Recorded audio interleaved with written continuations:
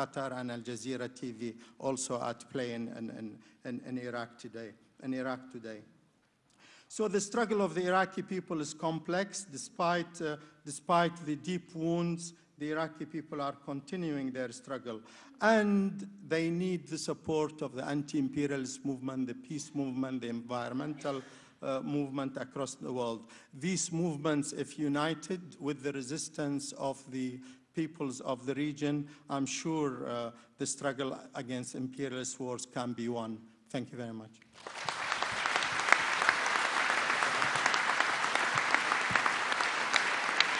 Now, if history has taught us anything, is that the US has always relied on criminals, dictators, and human rights violators in order to serve its own imperialistic interests.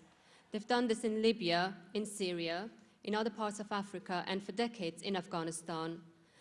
Washington's recent attempt in Afghanistan includes the strengthening of the current puppet regime by including the Taliban in the peace negotiation. Now, let me tell you why this is a bad idea and not accepted by the Afghan people.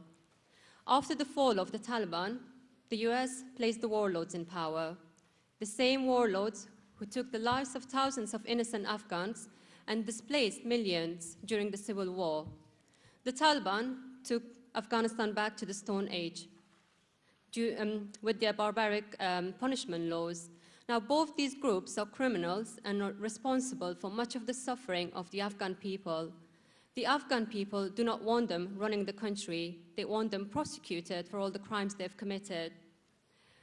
Uniting these groups will only serve the US and NATO's interests in Afghanistan, but will lead to another reign of terror and brutalities upon the Afghan people. Women's rights and human rights, as well as peace and stability, can only be achieved by the immediate withdrawal of all foreign troops out of Afghanistan and by the rehabilitation of the country through education and humanitarian aid. It is time that the US and its NATO allies realize that bombing Afghan women will not liberate them. What would you choose to liberate you? A gun pointing on your head, or education, the rule of law, or justice? Poverty is increasing because more and more Afghans flee their hometowns due to increased airstrikes on their homes and on their children, due to having their homes raided every night, or because their homes and farms have been destroyed. They've been left with nothing and are forced to move to Kabul, where they live in refugee camps and beg on the streets to feed their families. I met refugees from Helmand, Paktia, Kapisa, and Farah provinces when I visited one of the many refugee camps in Kabul. I spoke with them and asked them what they thought about this war and whether or not they believe NATO is winning this war. The reply I got was, "This war has destroyed our homes and our lives, is killing our children, destroying our country and our people. The US and NATO war is a war for power and resources.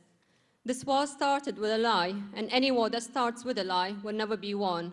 They are losing this war every day." There is a huge increase in mental health issues. The effects of decades of war, including the 11 years occupation by the US and NATO, has left Afghan men, women, and children with mental illnesses, including anxiety, depression, suicide, and post-traumatic stress disorders. Drug addiction has also increased in the last 11 years under the watchful eye of NATO, and many Afghans suffering from mental illnesses turn to self-medication and in most cases to heroin or opium.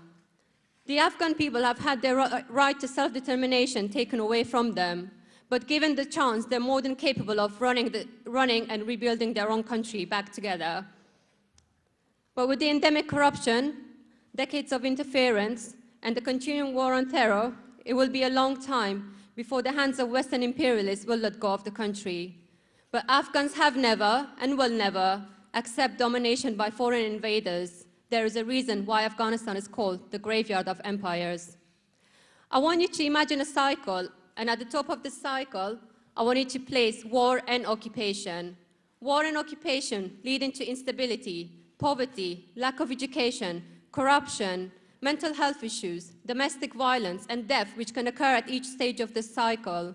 And it is by eliminating war and occupation from the cycle that we will slowly start to see improvement in all the areas mentioned. For the US and its NATO allies, the well-being of the Afghan people has no value, but it has to us, and that's why we're here today. So let's break this cycle by fighting even harder this year to end this war and occupation and bring the troops home. As Bertolt Brecht once said, those who struggle may fail, but those who don't struggle have already failed. So let's struggle together and fight for a better and peaceful world without wars, even if it means we might fail in the process. Thank you. Okay, I'm very pleased to have Andrew Murray today, Chief of Staff of Unite the Union. Andrew, can you just tell me a bit more about some of the sort of campaigning work that Unite does for its members? Well, Unite's a trade union. Our first issues always arise in the workplace. That's where we stand up for our members when they're facing bad employers, problems arising at work. We've had many disputes in the last year or so on London buses and the construction industry, in the motor industry and so on. But we also do broader campaigning in the community. We've recently opened up our membership to anyone who's out of work, something no union's really done before, to try and reconnect links between the unions and the community. We're also affiliated to the Labour Party, so we're always campaigning for the Labour Party policy to be adjusted in a more progressive direction. Do you think the relationship between the Labour Party and unions, many people may remember, you know, the kind of miners' strikes and all that sort of stuff, and the kind of very, you know, restive trade union movement, you know, pre-1990s. Do you think that trade unions have maybe taken a back seat in recent years? Well, there's no doubt that the trade union movement has shrunk in size, but we still have 6 million members. That's half what we had 35 years ago, but it still makes us the biggest voluntary organisation in British society today. Of course, you refer to the miners' strike, and that was a time of great struggle in this country, where trade unions were subject to systematic attack from the Thatcher government, attacks that have not fully yet been reversed. But trade unions are still here, we're still fighting, still campaigning, and securing increasing public support. Okay. And in terms of, you know, we're going through a time of austerity now, so-called austerity. What has been done within the trade union movement to help people who are, you know, impoverished and greatly affected by this? Well, first of all, we try to help our own members in work, to stay in work. We help them if they get made redundant, they lose their jobs. We help them find new jobs and offer practical support.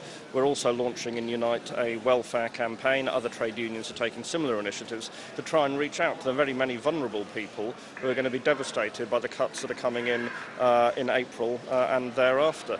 Because that's one difference between now and the 1980s. In the 1980s, the Conservative government at the time was attacking fairly powerful collective organisations like trade unions. Today, the victims are isolated, left on their own, almost powerless, and that is why the trade unions have an obligation to do whatever we can to reach out to them, assist and build a campaign in their support. And what is the trade union movement doing, your trade union in particular, Unite, for international issues? I mean, you know, many people in Britain are suffering, but surely there are people suffering, you know, in Iraq and Afghanistan, some might say because of the hands of Britons. Well, indeed, they are suffering because of the hands of Britons. My own union is a strong supporter of the Stop the War Coalition. That's why I'm here today representing my union. The TUC as a whole has opposed the war on terror. And, of course, trade unions have powerful international links with trade unions in other countries. Unite particularly works with unions in the United States of America, and we campaign together on these issues and others.